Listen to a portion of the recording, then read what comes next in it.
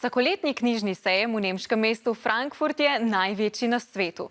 Letos traja od tega torka do nedelje in tokrat je častna gostja Slovenija. Kaj to pomeni za našo državo in njeno mladinsko literaturo, sprašujem Evo Semič, kolegico iz kulturnega uredništva, ki dogajanje na sejmu spremlja že ves teden. Eva, živjo, lepo pozdravljena. Živjo Klara, živjo infodromovci. To, da je Slovenija častna gostja sejma, pomeni, da so slovenski literarni avtorji in avtorice, kot tudi drugi kulturni ustvarjalci, deležni posebne mednarodne pozornosti.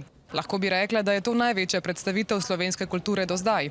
Je izjemna priložnost, da se Slovenci predstavimo nemško govorečemu prostoru in tudi drugim delom sveta.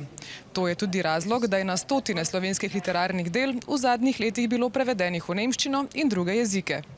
Slovenija se je kar 6 let pripravljala na to gostovanje, ima prav poseben paviljon, moto dogodka pa je Satovje besed. Razprave, branja, razstave in koncerti, med drugim skupine Laibach, vse to se trenutno dogaja v Frankfurtu. V živo na sejmu sodeluje veliko slovenskih avtorjev, med njimi tudi nekaj mladinskih. Žiga X. Gombač, Jakob Jakenda, Vinko Möderndorfer, Lila Prap, Peter Svetina.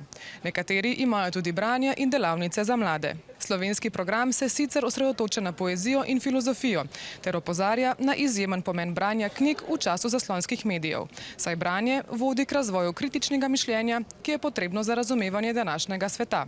Predlagam torej, da ob koncu tedna v roko vzamete kakšno dobro knjigo. Eva, najlepša hvala in pozdrav Frankfurt.